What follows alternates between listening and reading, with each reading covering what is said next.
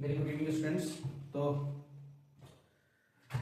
Electricity का chapter जो हम लोग पढ़ रहे थे लास्ट ईयर का विद्युत, उस चैप्टर को हम आगे की ओर बढ़ाते हैं। आज हमने लास्ट क्लास में पढ़ा था ओम्स लॉ के बारे में, ओम के नियम के बारे में। ओम के नियम में हमने क्या पढ़ा था उस चीज को थोड़ा सा रिवाइंड कर देते हैं, फिर आगे की ओर बढ़ते हैं हम लोग। तो ओम्स लॉ में हमने ये पढ़ा था कि अगर कोई चालक है, कोई कंडक्टर है, ठीक है, हम बार बार बोल रहे हैं कि जो भी हिंदी मीडियम के स्टूडेंट्स है वो भी हमारे साथ साथ चल सकते हैं। कहीं भी घबराना नहीं है कि इंग्लिश सीबीएसई बोर्ड को लेकर चल रहा है, ठीक है, लेकिन साथ साथ हर एक टर्मोलॉजी का हम हिंदी, हर एक टर्म का हम उसका हिंदी करते जाएंगे, ताकि हिंदी मतलब पहले बता चुके हैं कि साइंस का हिंदी और इंग्लिश का सीधा हिंदी दोनों में काफी डिफरेंस होता है ना। सामान्य बोलचाल की भाषा वाले जो टर्म यूज करते हैं वो सब टर्म्स नहीं रहते हैं साइंस में। तो क्योंकि खुद मैं हिंदी मीडियम का स्टूडेंट रहा हूँ 10th तक, तो इसलिए हमको हिंदी मीडियम में पढ़ाने से कोई परहेज नहीं है, ना ही इंग्लिश मीडियम को भली भांति पढ़ा सकते हैं। तो इसीलिए आप लोग को हिंदी मीडियम के स्टूडेंट्स भी साथ साथ चल सकते हैं। क्वेश्चन में तो कोई दिक्कत नहीं है। क्वेश्चन में क्योंकि ये साइंस का जो न्यूमेरिकल्स होता है उसमें टर्म्स जो होता है, जो उसका सिंबल्स होता है, सिंबल से मतलब होता है। अब जो इंग्लिश मीडियम का भी पोटेंशियल डिफरेंस को भी लिखेगा और हिंदी मीडियम का जो स्टूडेंट रहेगा वो भी विभवांतर को भी ही लिखेगा, करंट को भी आई लिखेगा और इंग्लिश मीडियम वाला भी आई लिखेगा। इसलिए इसमें कोई डिफरेंस नहीं होता है, इसलिए आप भी साथ साथ चल सकते हैं। और किसी तरह का कोई भी डाउट होता है ना, आप बेझिझक कमेंट बॉक्स में लिख के हमको पूछ सकते हैं कि इस चीज में डाउट है, इसको दोबारा बताइए। तो बेशक अभी नेक्स्ट वीडियो ऐसा बनाया जाएगा जो डाउट के लिए होगा स्पेशल, उसमें सॉल्व किया जाएगा।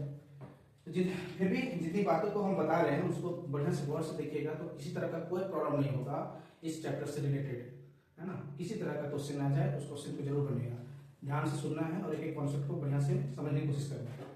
तो लास्ट क्लास में हम आते हैं, लास्ट क्लास में हमने ये पढ़ा था कि ओम्स लॉ के बारे में, ओम का नियम। ओम के नियम में क्या कहा गया था कि अगर कोई चालक है, कोई कंडक्टर है, अगर कोई कंडक्टर मतलब चालक, दैट मींस तार हो गया, तो इसमें जो है अगर दो पॉइंट्स है, एक पॉइंट ए है दूसरा पॉइंट बी है, तो एक चालक के बीच में, अगर दोनों चालक के बीच में अगर कोई पोटेंशियल डिफरेंस या विभवांतर अगर भी है, तो ये जो पोटेंशियल डिफरेंस भी जो होगा इसमें फ्लो होने वाला करंट का डायरेक्टली प्रोपोर्शनल होता है ना, अनुक्रमानुपाती। हम हिंदी में बताए थे कि डायरेक्टली प्रोपोर्शनल का मतलब क्या होता है, डायरेक्टली प्रोपोर्शनल दैट मींस अनुक्रमानुपाती।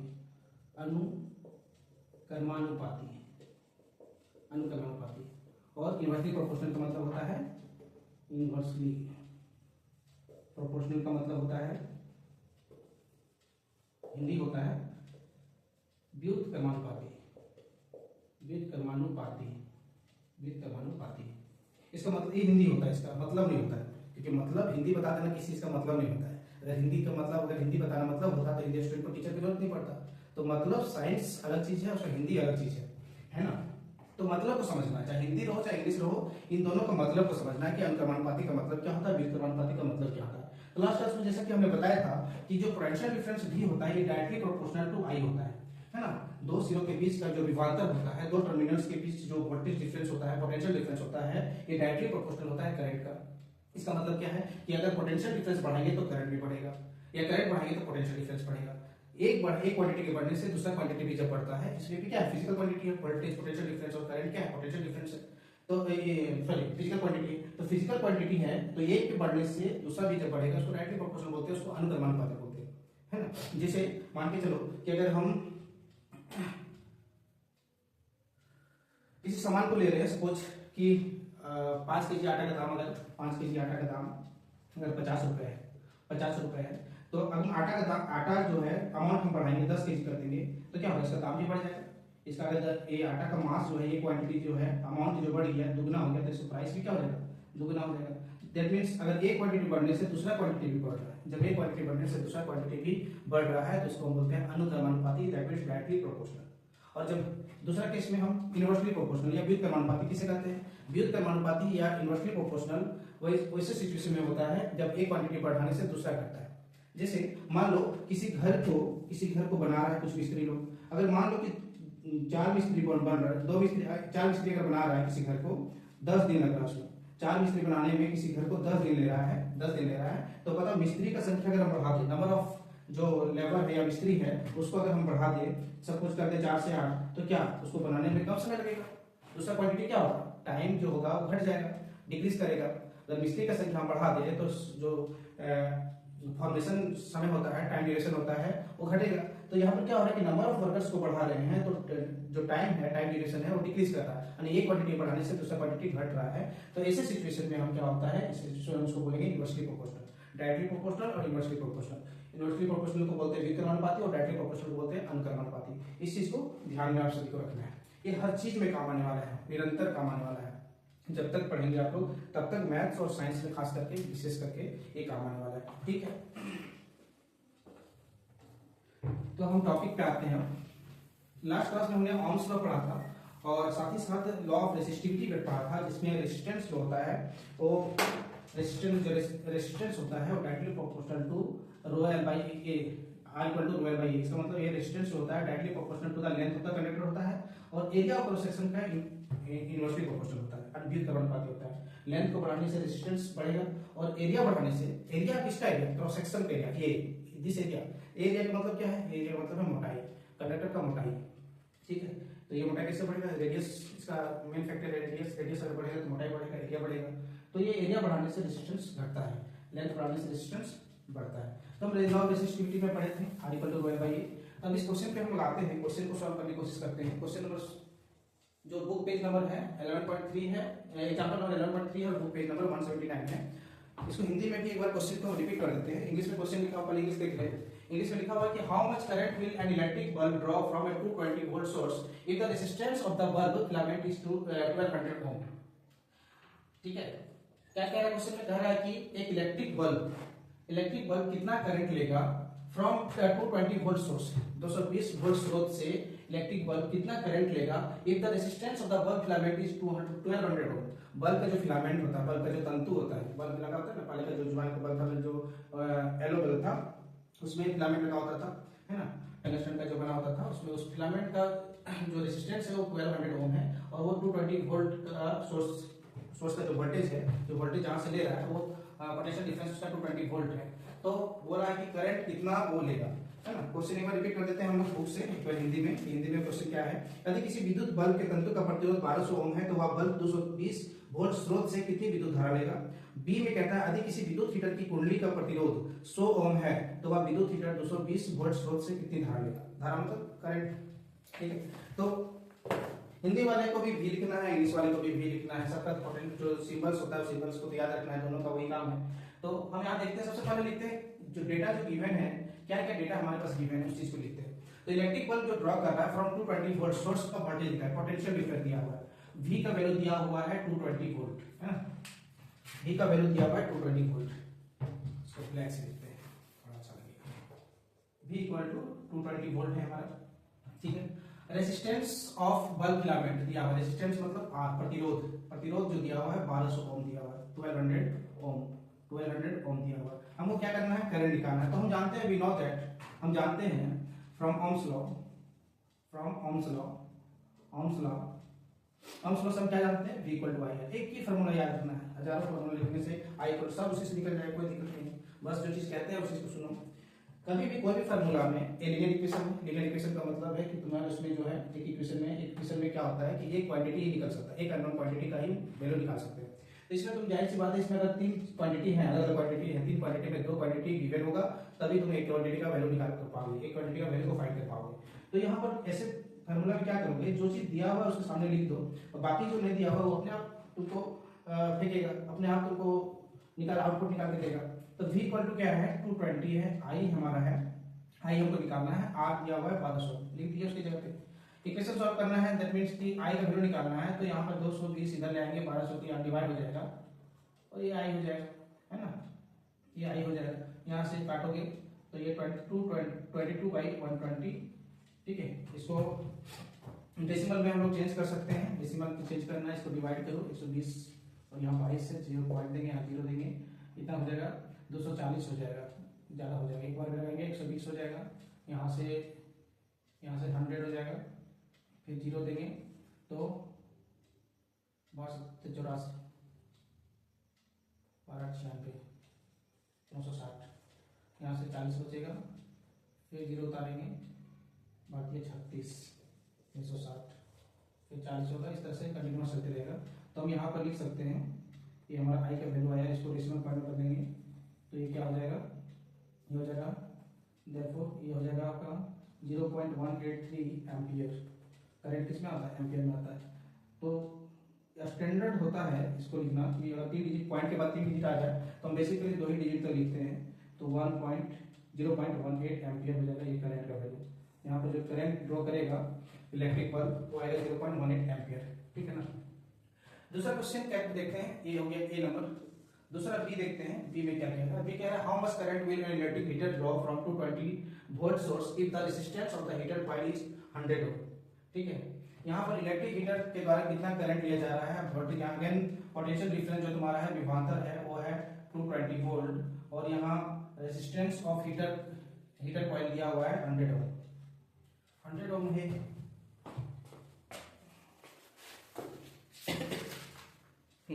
100 ओम है 100 ओम है। तो यहाँ पर फिर से हम V equal to I R लिखेंगे, V equal to I R और V की जगह 220 वोल्ट लिखेंगे, I की जगह छोड़ देंगे, R जो है R 100 ओम है।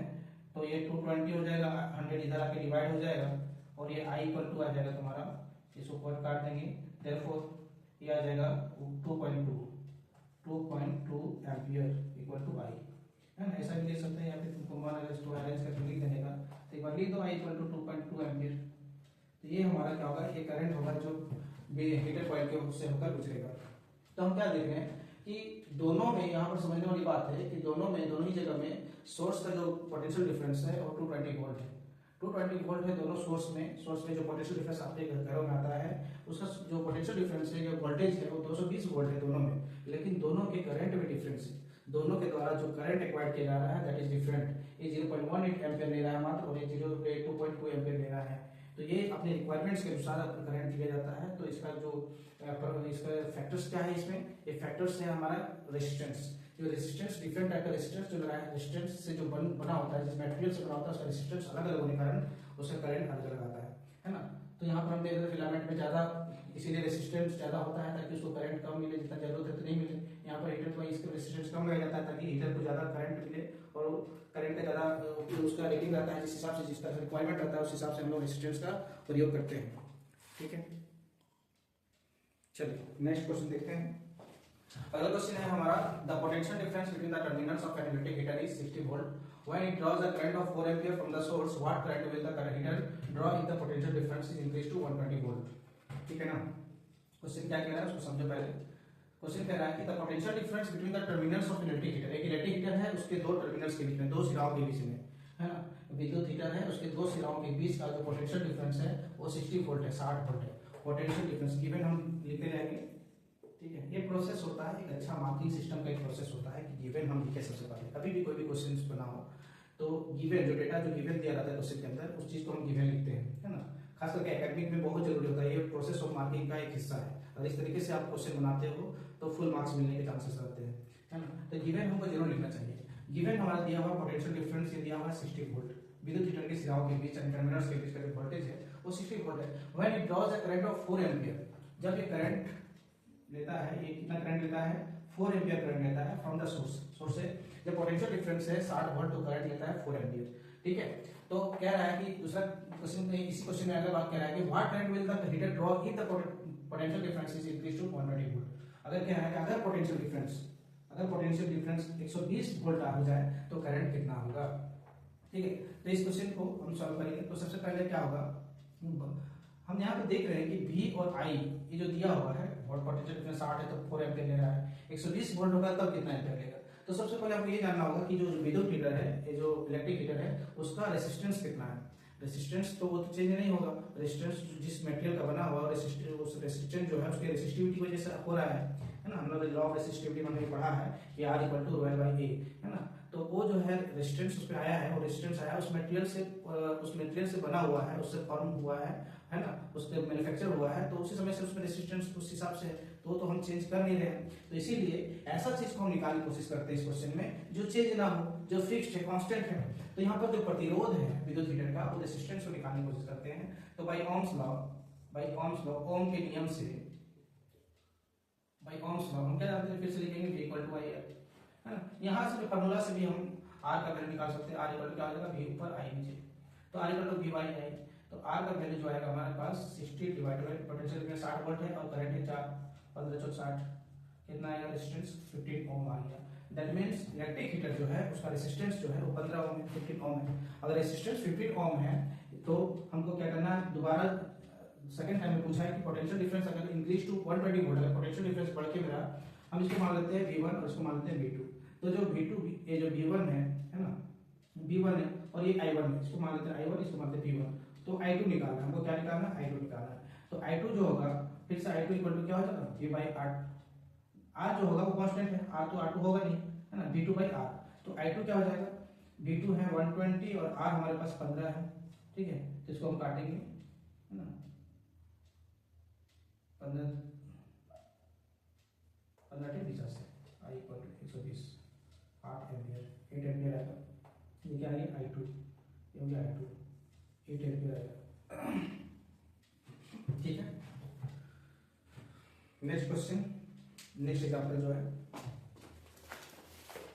नेक्स्ट एग्जांपल है हमारा 11.5, ठीक है। अब क्वेश्चन तो बुक में दिया हुआ है, इसलिए क्वेश्चन में उतारते हैं, टाइम टेकिंग हो रहा है तो हम खाली गिवन लिखते जाएंगे, डेटा को लिख देंगे, ठीक है। अब पॉज करके इस क्वेश्चन को उतार सकते हैं।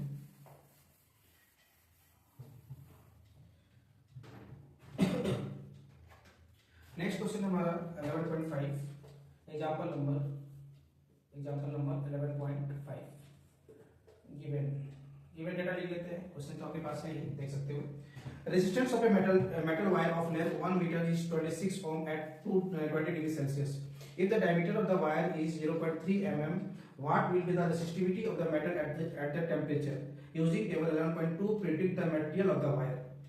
ठीक है, टेबल 11.2 का प्रयोग करने बोला गया है। रेजिस्टेंस मेटल वायर का resistance of metal wire of length 1 metre, length दिया हुआ है, क्या दिया हुआ है, लेंथ ऑफ द वायर दिया हुआ है L, length of the wire दिया हुआ है 1 मीटर, L दिया हुआ है 1 मीटर, है ना। रेजिस्टेंस दिया हुआ है, रेजिस्टेंस कितना दिया हुआ है, रेजिस्टेंस दिया हुआ है 26 ओम, यानी 1 मीटर वायर का रेजिस्टेंस यानी प्रतिरोध दिया हुआ है 26 ओम, है ना, at 20 degree Celsius. Temperature remains constant हम बताए थे, टेंपरेचर है 20 डिग्री सेल्सियस, ठीक है। तो हम जानते हैं कि जो इसका फार्मूला रिलेशनशिप निकाले थे लॉ ऑफ रेसिस्टिविटी में, प्रतिरोधकता बोलते हैं इसको, रेसिस्टिविटी, उस नियम में हमारा टेम्परेचर का कोई यूज नहीं था, टेम्परेचर उस रिलेशनशिप में नहीं था। तो टेम्परेचर बस दे दिया है, समझने के लिए टेम्परेचर मींस कांस्टेंट, वो कांस्टेंट ही रहेगा, वो फैक्टर नहीं है हमारे रिलेशनशिप में, वो कोई क्वांटिटी नहीं है, उसका भागीदारी नहीं है। तो resistance of metal wire of length 1 metre is 26 ohm at 20 degree Celsius if the diameter of the wire is 0.3 mm। Diameter of the wire दिया है 0.3 mm, 0.3 mm ये दिया है डायमीटर ऑफ द वायर, ठीक है। ये है क्या, डायमीटर, व्यास जिसको बोलते हैं, डायमीटर ऑफ द वायर दिया है 0.3 mm। What will be the resistivity of the metal at that temperature, इसी टेम्परेचर रेसिस्टिविटी निकालना है हमको, क्या निकालना है, रेसिस्टिविटी निकालना है, रेसिस्टिविटी को आप जानते हो कि रेसिस्टिविटी को हम लोग रो से डिनोट करते हैं, तो ये रेसिस्टिविटी फाइंड करना है। इसको हिंदी में क्या बोलते हैं, प्रतिरोधकता बोलते हैं। आर हो गया प्रतिरोध का सिंबल और रो हो गया प्रतिरोधकता का सिंबल। प्रतिरोध का एसआई यूनिट क्या होता है, ओम, और प्रतिरोधकता का एसआई यूनिट होता है ओम मीटर, इसलिए दोनों में कंफ्यूज नहीं करना है। Using resistivity of the metal at the temperature using table 11.2 predict the material of the wire, ठीक है, प्रेडिक्ट करेंगे बाद में, पहले हम लोग देख लेते हैं इसका रेसिस्टिविटी क्या होता है। तो हम देख रहे हैं कि यहाँ रेसिस्टेंस जो है 26 ओम है और लेंथ है 1, जो कंडक्टर है उसका लेंथ है 1 मीटर। हम जानते हैं from the law of resistivity क्या होता है कि R इक्वल टू, हम लिख सकते हो हम जानते हैं, या फिर हिंदी में लिखोगे हम जानते हैं, या फिर we know that R equal to rho L by A, ये होता है formula, rho L by A, है ना। तो रेजिस्टेंस हमारे पास गिवन है, रो का वैल्यू नहीं पता है, L हमारे पास गिवन है 1 मीटर, और ये जो एरिया ऑफ क्रॉस सेक्शन है, एरिया ऑफ क्रॉस सेक्शन बताई थी कि अगर ये कंडक्टर है तो एरिया किसका लेना है, ये तो कंडक्टर का जो शेप होता है वो कैसा होता है, सिलेंड्रिकल होता है, वायर जो होता है वो सिलेंड्रिकल होता है ना, बेलनाकार होता है, बेलन के आकार का होता है। तो बेलन का आकार का ये सरफेस एरिया नहीं लेना है, उसका क्रॉस सेक्शनल एरिया लेना है, this one is cross sectional area. इसको काटेंगे फिर से निकलेगा, फिर इस काटेंगे से निकलेगा, कैसा निकलना है, सर्कुलर निकलना, सर्कल का एरिया क्रॉस सेक्शन, बेलन का एरिया क्रॉस सेक्शन कैसा होगा, उसका बेस कैसा होगा, बेस कैसा है, ये सर्कल है, तो इसका एरिया क्रॉस सेक्शन भी सर्कल होगा। सर्कल का एरिया क्या होता है, पाई r स्क्वायर, है ना। सर्कल का एरिया क्या होता है पाई स्क्वायर, तो इसका एरिया जो होगा वो पाई स्क्वायर होगा। लेकिन यहाँ पर मेरे पास जो डायमीटर दिया हुआ है ये mm में दिया हुआ है। या ध्यान दो ये चीज बहुत इंपॉर्टेंट है कभी भी क्वेश्चन सॉल्व करने के लिए कि अगर हम जिस यूनिट का प्रयोग कर रहे हैं, अगर सारे यूनिट ऐसा यूनिट है, स्टैंडर्ड इंटरनेशनल यूनिट है ना, तो हमको ये जो डायमीटर है उसको भी ऐसा यूनिट में कन्वर्ट करना होगा, तभी हमारा आंसर जो आएगा वो करेक्ट आएगा, अदरवाइज आंसर कभी करेक्ट नहीं आ सकता। तो इसको डायमीटर जो है, इस डायमीटर को हम लोग रेडियस में कन्वर्ट करेंगे, मीटर में कन्वर्ट करेंगे, सॉरी पहले मीटर में कन्वर्ट करेंगे। 0.3 जो है इसको मीटर में करने के लिए mm है, मीटर में करने के लिए डिवाइड करेंगे, डिवाइड कितना से करेंगे। अच्छा ये थोड़ा सा एक चीज देख लो, अगर नहीं जानते हैं जो बढ़िया है, और नहीं जो नहीं जानते हो खास करके हम लोग एरिया में बहुत दिक्कत है इस चीज का, है ना। सिटी वाले बच्चे तो ठीक है, शहर में जो पढ़ रहे हैं बढ़िया स्कूल में पढ़ रहे हैं वो लोग ठीक है, अच्छा से कर ले रहे हैं, लेकिन हम लोग ग्रामीण क्षेत्र से बिलोंग्स करते हैं और ग्रामीण क्षेत्र में बच्चों का स्थिति बहुत ही खराब है, बार बार पढ़ाने के बाद भी वो मिस्टेक कर रहा है, ठीक है। तो उस चीज को हम लोग देख लेते हैं कि कन्वर्सन कैसे करते हैं, है ना। मिलीमीटर, सेंटीमीटर, डेसीमीटर, मीटर, है ना, डेकामीटर, हेक्टोमीटर और किलोमीटर, ठीक है।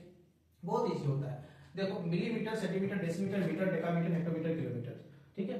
ये ऊपर से नीचे की ओर है और ये यूनिट जो है, यूनिट का जो वैल्यू है वो बढ़ता है। मिलीमीटर सबसे छोटा होता है, किलोमीटर सबसे बड़ा होता है। तो कोई भी चीज को हम अकॉर्डिंग टू द अमाउंट हम उसको उस यूनिट से दिखाने की कोशिश करते हैं। जैसे कोई लेंथ बहुत बड़ा है तो हम उसको किलोमीटर में दिखाने की कोशिश करते हैं, कोई लेंथ बहुत ही छोटा है उसको mm में, अब mm से भी छोटा होता है लेकिन उसको अभी हम नहीं जाते हैं उतना, जो हमारे पास यूज होने वाला है ज्यादातर यूज होता है उस पर देखते हैं हम लोग। तो इसको याद रखने का तरीका है कि ऊपर से नीचे आना, है ना। ऊपर से नीचे आना मतलब नीचे हम लोग कब जाते हैं, ऊपर से नीचे आने का मतलब है कि जब भी ऊपर नीचे आना मतलब हम डिक्रीज कर रहे हैं, है ना। हमारा हम डिक्रीज कर रहे हैं मतलब हमको पहले जितना मार्क्स आता था हम कम हो रहे हैं, तो डिक्रीज करना मतलब क्या होता है, डिक्रीज करने का मतलब होता है, अच्छा डिक्रीज करने में दो चीज का प्रयोग करेंगे, यहाँ पर दो मैथमेटिकल ऑपरेटर्स का प्रयोग करेंगे। दो मैथमेटिकल ऑपरेटर्स कौन कौन से, दो मैथमेटिकल ऑपरेटर्स क्या होता है, जो प्लस माइनस मल्टीप्लाई डिवीजन, ये बेसिक ऑपरेटर्स है मैथमेटिकल ऑपरेटर्स। मैथ्स में जो ऑपरेशन का काम करता है, जो ऑपरेशन करता है, जो प्रोसेस करता है, वो चार मैथमेटिकल ऑपरेटर्स बचपन से पढ़ रहे हो, प्लस माइनस मल्टीप्लाई और डिवाइड, ठीक है। तो इसमें से हम लोग क्या करेंगे, ये डिवाइड और मल्टीप्लाई ये दोनों ऑपरेटर्स का प्रयोग करेंगे हम लोग इसमें कि यूनिट कन्वर्सन में। Unit conversion very very important है, बहुत सारे बच्चों में ये परेशानी है और इसके बिना क्वेश्चन सॉल्व होता नहीं है, ना मैथ में सॉल्व होता है ना साइंस में सॉल्व होता है। इसलिए इस कॉन्सेप्ट को भली भांति से आपको मजबूती की ओर करना चाहिए और आपको इस पे कमांड होना चाहिए बढ़िया से, ठीक है। तो देखते हैं हम लोग कैसे करते हैं, थोड़ा सा ट्रिक का इस्तेमाल करते हैं, उसको समझने की कोशिश करो कि ये मिलीमीटर है, सेंटीमीटर है, डेसीमीटर है, मीटर है, डेकामीटर है, हेक्टोमीटर है, किलोमीटर है, ठीक है। देखो डेसीमीटर में स्मॉल डी लिया है, डेकामीटर में कैपिटल डी लिया है। तो ऊपर से नीचे आना मतलब डिक्रीज होना, ऊपर से कोई चीज नीचे आता है तो डिक्रीज होता है। मान लो पहले तुम्हारा मार्क्स ज्यादा आता था अभी कम आ रहा है, मतलब डिक्रीज हो रहा है तुम्हारा, है ना। तो डिक्रीज होना, डिक्रीज कौन करता है, डिक्रीज करता है। अब हम लोग बोले कि अभी हम बताएं कि मैथमेटिकल ऑपरेटर दो ही यूज करना है, एक मल्टीप्लाई और डिवाइड। तो डिक्रीज का काम कौन करता है, मल्टीप्लाई करता है कि डिवाइड करता है, डिवाइड करता है। हम अभी बताए थे कि प्लस माइनस मल्टीप्लाई डिवीजन, ये प्लस और ये मल्टीप्लिकेशन, ये दोनों एडिशन और मल्टीप्लिकेशन, ये दोनों क्या करता है, हमेशा ऊपर उठाता है, किसी वैल्यू को, मान को बढ़ाता है, किसी वैल्यू को इंक्रीज करता है। और ये माइनस और डिवीजन, ये किसी भी वैल्यू को ये क्या करता है, डिक्रीज करता है ना। माइनस हमेशा किस चीज को घटाता है, देखो 5 माइनस करके 2 3 हो गया, 5 घटा दे 3 से, डिवाइड करके देख लेते हैं 10 डिवाइडेड बाय 5, 10 डिवाइड किए 5 से हो गया 2, देखो वैल्यू को डिक्रीज करके। तो ये माइनस और डिवीजन, माइनस मतलब सब्ट्रैक्शन है ना, सब्ट्रैक्शन और डिवीजन किसी भी चीज को घटाने का काम करता है। और प्लस और इनटू, प्लस और मल्टीप्लिकेशन, एडिशन मल्टीप्लिकेशन, प्लस और गुना, है ना, जोड़ और गुना, ये दोनों क्या करता है, किसी वैल्यू को इंक्रीज करने का काम करता है। तो हम अभी बताए थे कि प्लस और माइनस हम नहीं लेके चलेंगे, हम क्या करेंगे, सिर्फ दो चीज का इस्तेमाल करेंगे, मल्टीप्लिकेशन और डिवीजन। सिर्फ दो ऑपरेटर का यूज करेंगे हम, एक मल्टीप्लिकेशन और दूसरा डिवीजन। तो ऊपर से नीचे आना, ऊपर से नीचे आना मतलब नीचे आना मतलब घटना, और घटाने का काम करता है डिवीजन। घटाने का काम कौन करता है, डिवीजन। तो एक कदम बढ़ेंगे तो 10 से डिवाइड बाय 10 करेंगे, एक कदम मतलब वन स्टेप में डिवाइड बाय 10 करेंगे। ऊपर से जब नीचे आएंगे डिवाइड करेंगे, ऊपर से जब नीचे आएंगे डिवाइड करेंगे, ठीक है। नीचे से ऊपर जाना मतलब अपने आप को इंक्रीज करना, अपने आप को बढ़ाना। नीचे से ऊपर जाना मतलब अपने आप को बढ़ाना, और नीचे से जब ऊपर जाएंगे तो हम क्या करेंगे, बढ़ाने का काम कौन करता है, मल्टीप्लाई करता है। तो मल्टीप्लाइड बाय 10, ठीक है, एक एक स्टेप का। जैसे mm को सेंटीमीटर में डिवाइड करना है, ऊपर से नीचे आ रहा है, एक कदम आ रहा है, तो मान लो सपोज हमारे पास 100 mm है, इसको सेंटीमीटर में कन्वर्ट कर रहे हैं, देखो सेंटीमीटर में जा रहे हैं, ऊपर से नीचे जा रहे हैं, ऊपर से नीचे जाना मतलब डिवाइड करना। तो 100 को हम डिवाइड करेंगे, 100 को हम डिवाइड करेंगे कितना, 10 से, है ना, 10 से डिवाइड करेंगे, ठीक है। तो 10 से डिवाइड करेंगे कितना आ जाएगा, 10 सेंटीमीटर हो जाएगा। 100 mm में 10 सेंटीमीटर होगा। वही अगर हम बोलेंगे बताओ 1000 mm है, 1000 mm है, इसको कन्वर्ट करना है मीटर में, तो mm फिर से हम कहाँ जाए, ऊपर से नीचे जा रहे हैं, नीचे से ऊपर जा रहे हैं, तो mm सबसे ऊपर हमारा, मीटर नीचे में है। तो मीटर तक जाने के लिए कितना स्टेप हमको चलना है, देखो एक है ना, यहाँ अभी तो यहाँ पर है ही, 1 2 3 स्टेप हम चलेंगे, 3 बार हम चलेंगे तो मीटर में पहुंचेंगे। 3 स्टेप मतलब जितना स्टेप मतलब उतना जीरो, 3 स्टेप चले मतलब एक के बाद 3 जीरो, एक के बाद 3 जीरो मतलब 1000। तो इसीलिए हम लोग क्या करेंगे, 1000 जो mm दिया हुआ था इसको 1000 से डिवाइड करेंगे, तो कितना आएगा, ये आएगा 1 मीटर। बात समझ में आया कि ऊपर से नीचे जाना मतलब डिक्रीज करना, डिक्रीज का काम डिवाइड करता है, इसलिए ऊपर से नीचे जब जाएंगे तो जितना स्टेप चलेंगे उतना जीरो से डिवाइड करेंगे, एक के बाद उतना जीरो से, जीरो का कोई वैल्यू तो होता नहीं है, तो 1 के बाद उतना जीरो, जितना स्टेप उतना 1 के बाद उतना जीरो लगाएंगे और उससे डिवाइड करेंगे। ऊपर से जब नीचे आएंगे तो डिवाइड करेंगे, नीचे से ऊपर जाना मतलब प्रगति करना, मतलब उन्नति करना, मतलब विकास करना, मतलब इंक्रीज करना। नीचे से जब ऊपर जाएंगे तो उतना से हम लोग मल्टीप्लाई करेंगे। मल्टीप्लाई कैसे करेंगे, जितना स्टेप ऊपर जाएंगे उतना जीरो से मल्टीप्लाई, उतना एक के बाद उतना जीरो से मल्टीप्लाई करेंगे। तो इसीलिए इस कन्वर्शन को हमेशा याद रखना कि milli centi decimetre deca hecto kilometre, एक लाइन में याद रहेगा, milli centi decimetre deca hecto kilometre, milli centi decimetre deca hecto kilometre. तो ये कन्वर्शन अगर याद है तो बहुत जगह आपका प्रयोग को, बहुत जगह क्वेश्चन सॉल्विंग को आपको आसान बना देगी, चाहे मैथ्स हो या साइंस हो, ठीक है। इसलिए इसको भली भांति आपको बढ़िया से पहले ही याद रखना चाहिए, लेकिन बहुत लोग को अगर अभी तक भी याद नहीं है तो इस चीज को आप नोट करके रखें और इसका प्रयोग करें, थोड़ा सा प्रैक्टिस कर ले घर में अपने मन से कि आपको कन्वर्शन आ रहा है कि नहीं आ रहा है। अब हम लोग क्वेश्चन में वापस लौट के आते हैं। तो क्वेश्चन में हम देखते ये हैं कि रेसिस्टेंस, जो लॉ ऑफ रेसिस्टिविटी हमने पढ़ा कि R equal to rho L by A होता है, तो यहाँ पर रेसिस्टेंस हमको निकालना है, सॉरी रेसिस्टिविटी निकालना है, रेसिस्टेंस गिवन है, एल गिवन है, एरिया पर सेक्शन नहीं पता है। तो हम ऐसा एक काम करते हैं कि एरिया पर सेक्शन को हम लोग पहले निकाल लेते हैं। एरिया पर सेक्शन को निकालने से पहले हमको क्या करना पड़ेगा, यहाँ पर mm में दिया हुआ है, इसको SI यूनिट में कन्वर्ट करेंगे। तो 0.3 mm जो है, इस 0.3 mm को हमको मीटर में चेंज करना है, SI यूनिट में चेंज करना है। SI यूनिट का लेंथ का SI यूनिट मीटर होता है, तो मीटर में अगर हमको चेंज करना है तो 0.3 को डिवाइड करेंगे, mm को मीटर में चेंज करना है, क्या 1000 से डिवाइड करेंगे, 1000 से हम डिवाइड करेंगे, ठीक है। तो ये क्या हो जाएगा, ये आपको यहाँ पर ये 10 हो जाएगा, तो ये 3 × 10 टू द पावर कितना हो गया, 1 2 3 4, तो 10 टू द पावर -4 लिख सकते हैं हम, इतना मीटर हम लिख सकते हैं यहाँ पे। ये जो डायमीटर हो गया 3 × 10 टू द पावर -4 मीटर हम लिख सकते हैं, ठीक है। या फिर इतना सिंपल इतना भी लिख सकते हो, 3 बाई ये 3/10,000 है ना, इतना मीटर हो गया। ध्यान रखोगे ये डायमीटर है, नॉट रेडियस। और हम लोग ज्यादातर जिह्वा में रहता है area of circle pi r square, width का क्षेत्रफल क्या होता है, पाई आर स्क्वायर होता है। लेकिन एरिया जो होता है पाई आर स्क्वायर ये तो होता ही है, प्लस अगर हमको डायमीटर के टर्म्स में अगर एरिया निकालना हो तो हम इस एरिया को क्या कर सकते हैं, पाई की जगह पाई छोड़ दो, रेडियस जो है रेडियस की जगह डायमीटर के फॉर्म में क्या होगा, d/2 हो जाएगा, और इसका स्क्वायर यानी कि d/2 का स्क्वायर, तो ये क्या हो जाएगा पाई × d/2 का होल स्क्वायर। इसको करोगे, इसको सॉल्व करोगे तो पाई d स्क्वायर और नीचे क्या हो जाएगा /4। That means area equal to, एक और फार्मूला याद रख लो, यहीं पर लिख के रख लो कि area equal to pi r square भी कर सकते हैं, या तो इसको रेडियस में कन्वर्ट कर दो, डायमीटर दिया हुआ रेडियस में कन्वर्ट करके तुम निकालो पाई आर स्क्वायर से, या फिर डायरेक्टली हम क्या करेंगे, डायमीटर एरिया को डायमीटर के टर्म्स में लिख देंगे, तो उसको याद रखेंगे area equal to pi d square /4, ठीक है। देखते हैं एरिया कितना फाइंड करके आता है। पाई जो है हमारा कितना होता है, 22/7 होता है, 3.14 भी होता है, 22/7 ही लेके देखते हैं। डायमीटर हमारा दिया हुआ है 3/10,000 और ये डायमीटर जो है हमारा है ना, इसका स्क्वायर है ना, उसके बाद डिवाइडेड बाई 4 है, तो 4 यहाँ लिख सकते हो। तो ये क्या हो जाएगा, एरिया इक्वल टू हो जाएगा 22/7 × 3 डिवाइडेड बाई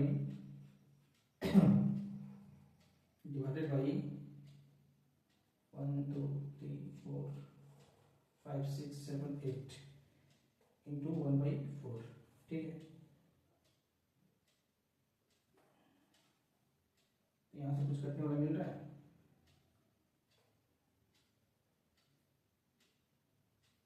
कुछ तो कट है, खास नहीं कट रहा है, यहाँ पर 11 कर देंगे हम लोग। तो ये 99 3 9 और 9 99/14 है ना, और ये 10 टू द पावर 8 हो जाएगा, यहाँ पे इतना मीटर स्क्वायर हो जाएगा, इतना मीटर स्क्वायर हो जाएगा एरिया पर सेक्शन, ठीक है। Pi T square by 4।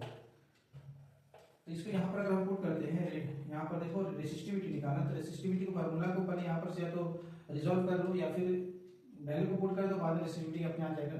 तो यहाँ पर करो क्रॉस मल्टीप्लाई करते हैं तो resistance into area equal to हो जाएगा, या resistivity equal resistivity into L, cross multiply करोगे तो आर ए हो जाएगा, और रेसिस्टिविटी इक्वल टू क्या हो जाएगा, R into A divided by L.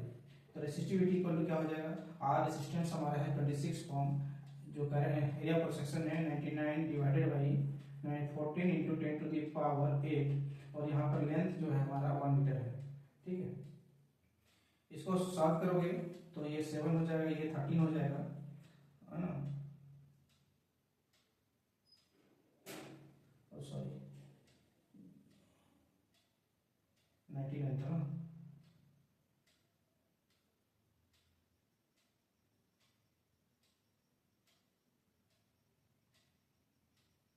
Mistake,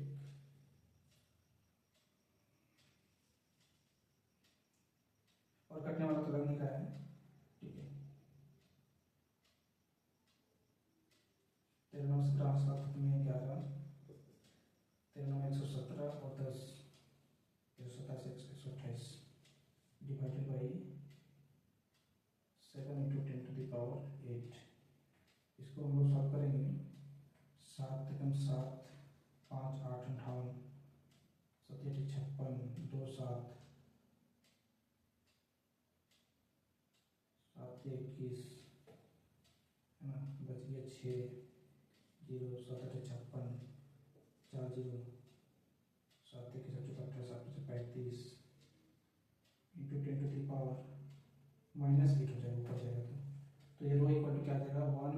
standard unit में इसको कन्वर्ट करेंगे। स्टैंडर्ड क्या होता है कि लेफ्ट साइड से एक डिजिट के बाद पॉइंट लगाते हैं, तो यहाँ पर पॉइंट आ जाएगा 1.83 आ जाएगा, फिर 8 है तो इसको हम लोग 4 कर देते हैं, 10 टू द पावर -8 है ना। ये हमारा जो -8, देखो यहाँ पर क्या किए हम, इसको 183 से 1.84 किए, इसका मतलब इसको हम छोटा किए, इसको बड़ा करना पड़ेगा। और इसको बड़ा कैसे होगा, ये माइनस, अगर ये माइनस में बड़ा करने का मतलब माइनस डिक्रीज करेंगे, कितना कितना प्लेस तक किए हमको, 2 प्लेसेस को दर्शाएं, तो ये 2 जीरो घट जाएगा, 2 जीरो घटेगा मतलब -6, ये क्या हो जाएगा ओम मीटर। ध्यान रखोगे ये ओम मीटर होगा।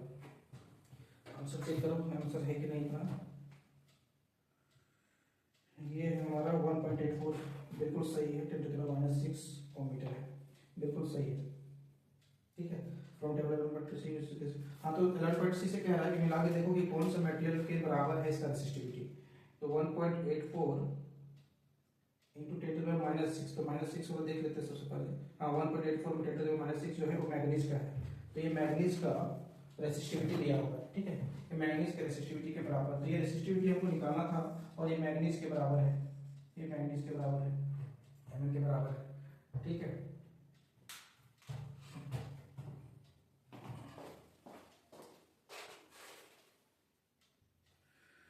नाउ मेरे प्यारे विद्यार्थियों,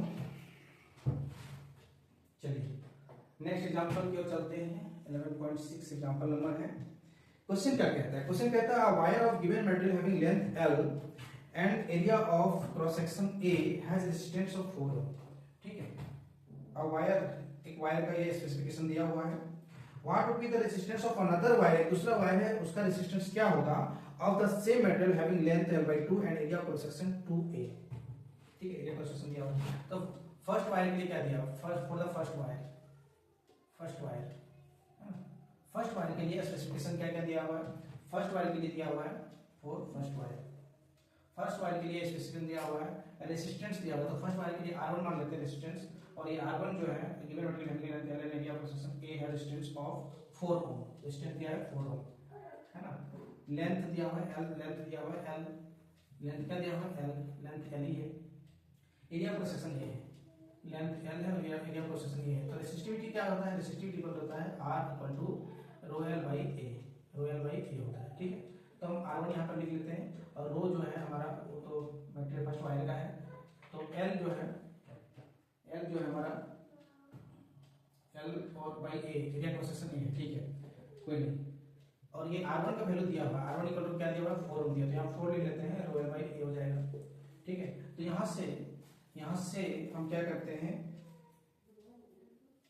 given wire material having length L and area of section A has resistance for what will be the resistance of another wire of the same material। देखो यहाँ पर समझने वाली बात ये है कि सेम मटेरियल का वायर है, सेम मटेरियल का वायर है, इसका मतलब उसका फॉर्मेशन सेम तरीके से हुआ होगा, फॉर्मेशन सेम तरीके से हुआ होगा तो उसमें जो बनते समय जो रेसिस्टिविटी आया होगा उस पे, उस मटेरियल पे वो सेम होगा। इसका मतलब है उस पे जो रेसिस्टिविटी होगा उस मटेरियल का वायर है, सेम मटेरियल का वायर, मतलब कॉपर का वायर है तो दोनों कॉपर का ही वायर है, बशर्ते कि उनका लेंथ और एरिया ऑफ सेक्शन अलग अलग है, मतलब मोटाई अलग है, किसी का लंबाई अलग है, लेकिन मटेरियल सेम है। अगर मटेरियल सेम है तो रेसिस्टिविटी उस मटेरियल का सेम होगा। तो यहाँ पर रेसिस्टिविटी निकाल के हम रख लेते हैं, क्या होगा, ये 4 क्रॉस मल्टीप्लाई करोगे ये 4 इक्वल टू हो जाएगा रो एल और रेसिस्टिविटी इक्वल हो जाएगा 4a डिवाइडेड बाय एल, है ना। रेसिस्टिविटी इक्वल टू एल आ जाएगा, यहाँ पर डिवाइड हो जाएगा 4a equal to 4a by L, resistivity आ गया 4a by L. Second wire के लिए देखते हैं, for second wire, for second wire दूसरे वायर के लिए, द्वितीय वायर के लिए R2 इक्वल टू अगेन क्या होगा कह रहा है सेकंड में कि what will be the resistance of another wire of the same metal having length L/2। यहाँ पर लेंथ जो है L जो है L/2 हो जा रहा है, लेंथ क्या हो जा रहा है, L नहीं लिखते हैं, लेंथ लिखते हैं। लेंथ जो हमारा सेकंड मटेरियल के लिए क्या हो जाएगा, सेकंड जो वायर है उसके लिए लेंथ L/2 है and area of cross section 2a है। एरिया ऑफ क्रॉस सेक्शन जो एरिया ऑफ क्रॉस सेक्शन है, एरिया ऑफ क्रॉस सेक्शन है ये a/2a हो जा रहा है, ठीक है, एरिया क्रॉस सेक्शन 2a हो जा रहा है। तो रेजिस्टेंस निकालना है, तो यहाँ पर अगेन रेजिस्टेंस जो होगा R2 मान लेते हैं रेजिस्टेंस अगर, तो R2 इक्वल टू क्या होगा रो L बाई A होता है। Resistance simple resistance equal to क्या होता है R equal to L by A, और R की जगह इस पर हम R2 लेते हैं और रो की जगह रो ही लेते हैं। L जो है ये लेंथ जो है, लेंथ इस पर L/2 हो जाता है, L यहाँ पर लिखते हैं, 2 नीचे आता है और यहाँ एरिया ऑफ सेक्शन नीचे है A क्या हो जाएगा 2a हो जाएगा, तो 2 × 2a, ठीक है ना। A2 जो है L/2 वाला 2 है और ये एरिया जो एरिया 2a ऑलरेडी है तो यहाँ पर हम इसको ऑलरेडी 2a लिखेंगे, ये 2a इसको a × 2a ऑलरेडी लिखा है, एरिया का सेक्शन दुगना हो जाएगा। और R2 जो होगा, R2 क्या हो जाएगा, R2 इक्वल टू जाएगा रो का वैल्यू जो है हमारा 4a/L है, यहाँ पर रो का वैल्यू जो है 4a/L है, तो यहाँ पुट करोगे 4a/L इंटू ये हो जाएगा L/4a, ठीक है। यहाँ 4a से 4a कट जाएगा, L से L कट जाएगा, तो R2 का जो वैल्यू आएगा ये क्या आ रहा है 1 आ रहा है, सारा कट जा रहा है, इसका मतलब क्या है 1 आ रहा है, और R2 मतलब रेजिस्टेंस क्या आ रहा है 1 ओम आ रहा है, यही जो हमारा आंसर है। इस तरह का क्वेश्चन तो पहले बता चुके हैं लास्ट क्लास के लास्ट क्लास में पढ़ा रहे थे, लास्ट में बताए थे कि लेंथ अगर हाफ हो जाए, एरिया पर सेक्शन दुगना हो जाए तो उसके रेजिस्टेंस में कितना परसेंटेज चेंज होता है, कितने प्रतिशत चेंज आएगा, है ना। उस चीज को क्वेश्चन को हम बता चुके थे लास्ट वीडियो का लास्ट में। तो ये सारा वो पेज नंबर का जो एग्जांपल्स था इसको भली भांति समझना बहुत जरूरी है, कॉन्सेप्ट क्लियरेंस तभी होगा, है ना। कॉन्सेप्ट एक्चुअल कॉन्सेप्ट अगर चाहिए इस चैप्टर का बहुत अच्छी तरह से, किसी तरह का क्वेश्चन आ जाए एग्जाम बोर्ड में किसी तरह क्वेश्चन आ जाए, या प्री बोर्ड का एग्जाम होने वाला है उसमें किसी तरह का क्वेश्चन आ जाए, उसमें उस क्वेश्चन को भली प्रकार से हम बना सकते हैं, किसी तरह क्वेश्चन को बना सकते हैं, तभी बना सकते हैं जब हमारा हर एक कॉन्सेप्ट क्लियर हो, ठीक है। कुछ क्वेश्चन दिया हुआ है बुक पेज नंबर 181 में, on the one what factor चलता है रेजिस्टेंस ऑफ कंडक्टर डिपेंड। तो आप जानते हो कि कह रहा है कि कौन कौन सा फैक्टर है जो रेजिस्टेंस कंडक्टर का रेजिस्टेंस डिपेंड करता है, कौन कौन सा फैक्टर्स है। तो फैक्टर्स हमने देखा कि फैक्टर्स क्या क्या होते हैं, है ना। फैक्टर्स हमने देखा कि कंडक्टर का लेंथ होता है, कंडक्टर का एरिया पर सेक्शन होता है, ठीक है। डिफरेंट लिखेंगे कि there are different factors in on which resistance of conductor depends.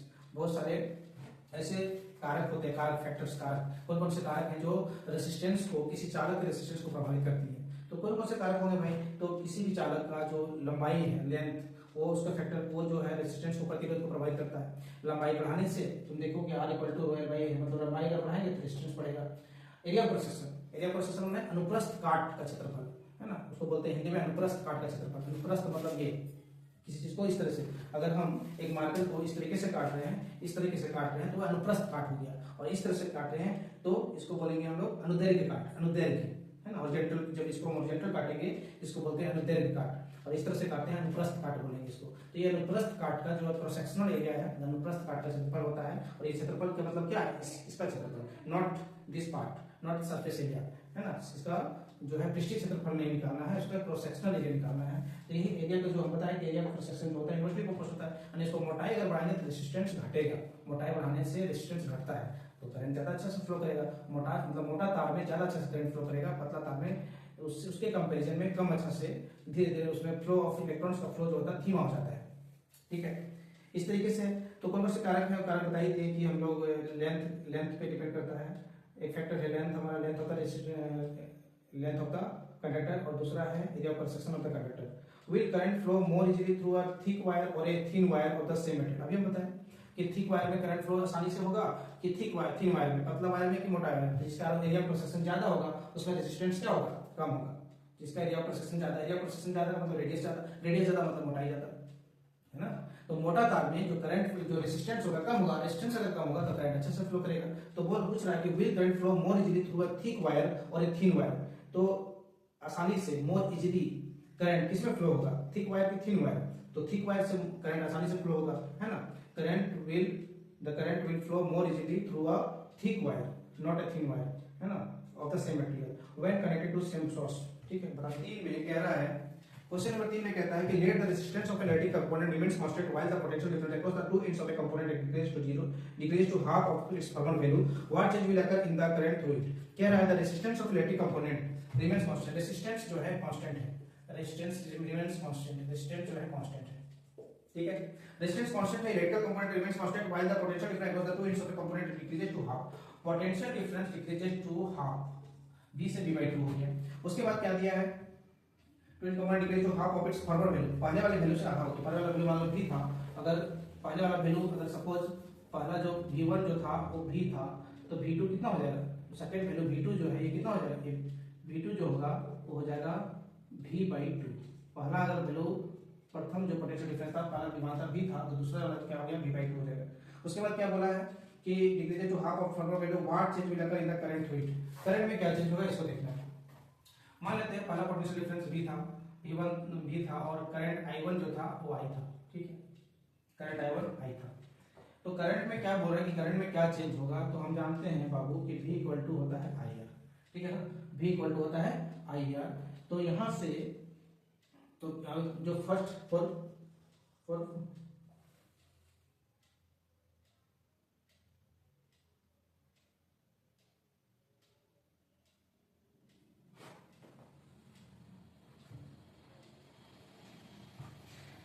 तो पहले फर्स्ट कंडीशन में, पहले कंडीशन में क्या होता है, v इक्वल टू IR। तो पहला कंडीशन में v है वो v है, v1 जो है हम v है लेते हैं, i को i1 लेते हैं, v को हम v ही लेते हैं, i को i1 लेते हैं, और रेजिस्टेंस r है जो r ही रहेगा, ठीक है।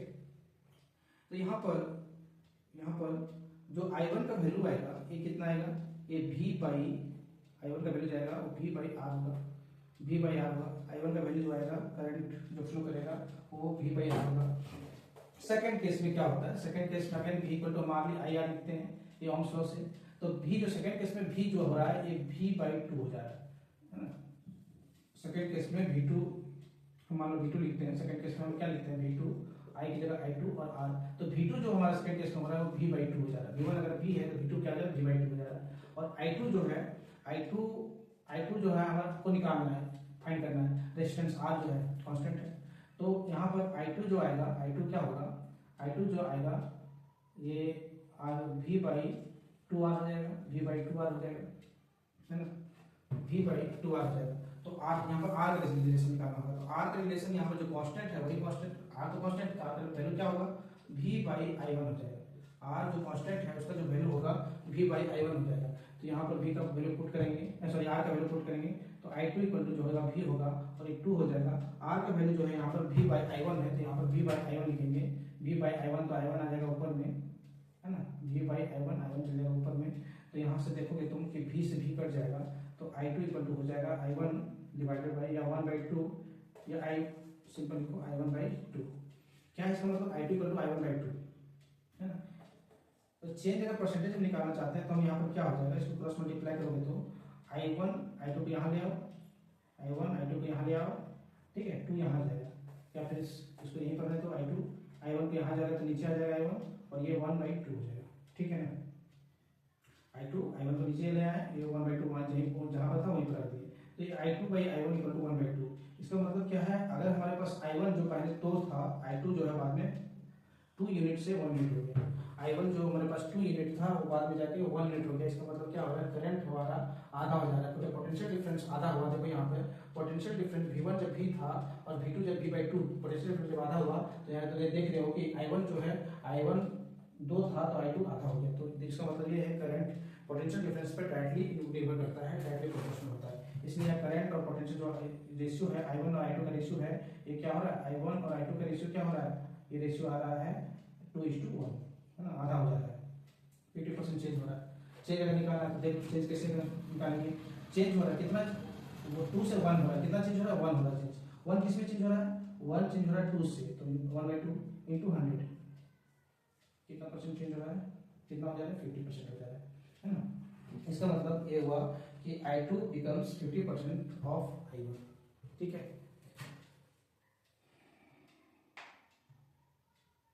कह रहा why are coils of electric roasters and electric iron made of an alloy rather than a pure metal? Pure metal शुद्ध धातु के बनाने के अपेक्षा एलॉय जो होते हैं, मिश्रातु जो होते हैं, शुद्ध धातु से ना बनकर एलॉय से, मिश्रातु से क्यों बनाए जाते हैं, विद हीटर वगैरह, इलेक्ट्रिक टेस्टर वगैरह, क्योंकि उनका जो मेल्टिंग पॉइंट होता है वो ज्यादा होता है ना, इसीलिए melting to the high melting point. Electric heaters and electric toasters are made up of alloy rather than pure metals. Use the data in table 12.2 to answer the following. Which among iron and mercury is better conductor? इनमें से कौन iron या mercury में कौन better conductor है? Better conductor कौन होगा? Better conductor वही होगा जिसका रेसिस्टिविटी कम होगा। तो यहाँ पर देख लो 2 पॉइंट कितना था, 2.12.2 में विच करंट, आयरन और मरकरी, आयरन और मरकरी हम देख रहे हैं कि जो आयरन है, आयरन ऊपर में है, मरकरी नीचे में। आयरन का जो रेसिस्टिविटी है वो दिया 10.0 × 10⁻⁸ ओमीटर और मरकरी का 94.0 × 10⁻⁸ ओमीटर। तो हम यहाँ पर क्या देख रहे हैं, यहाँ पर रेसिस्टिविटी जो है मरकरी का ज़्यादा है, रेसिस्टिविटी अगर ज़्यादा है इसका मतलब कंडक्टिविटी कम होगा। तो कंडक्टर सबसे बेस्ट अच्छा कंडक्टर कौन है, आयरन अच्छा conductor, which among iron mercury is better conductor, तो iron is better conductor than mercury. Which material is the best conductor, which material is the best conductor, तो कौन सा मटेरियल सबसे बेस्ट कंडक्टर होता है, तो हम देख रहे हैं यहाँ सिल्वर जो सबसे कम रेसिस्टिविटी है, सबसे कम रेसिस्टिविटी है 1.60 × 10⁻⁶, तो silver is the best conductor, silver क्या होता है, बेस्ट कंडक्टर होगा। नेक्स्ट हम लोग रेसिस्टेंस ऑफ सिस्टम और रेजिस्टर्स देखेंगे, बहुत इंपॉर्टेंट है ये, कॉम्बिनेशन ऑफ रेजिस्टेंस, है ना, कॉम्बिनेशन ऑफ रेजिस्टर्स, कॉम्बिनेशन जो ऑफ रेजिस्टर्स जो है हम लोग देखेंगे नेक्स्ट क्लास में। और इस टॉपिक जो हम लोग पढ़ेंगे नेक्स्ट टॉपिक ये कॉम्बिनेशन ऑफ रेजिस्टर्स इतना इंपॉर्टेंट है कि इससे ये क्वेश्चन डेफिनेटली रहता है, चाहे किसी भी तरह का एग्जाम हो, बोर्ड एग्जाम, इस कॉम्बिनेशन ऑफ रेजिस्टर से एक क्वेश्चन बहुत आसान है, एकदम बहुत इजी है, बहुत आसान है, सरल भाषा में, ठीक है। तो उसको अगर समझ आते हैं तो किसी भी तरह का क्वेश्चन सॉल्व करना बहुत आसान होता है, ठीक है।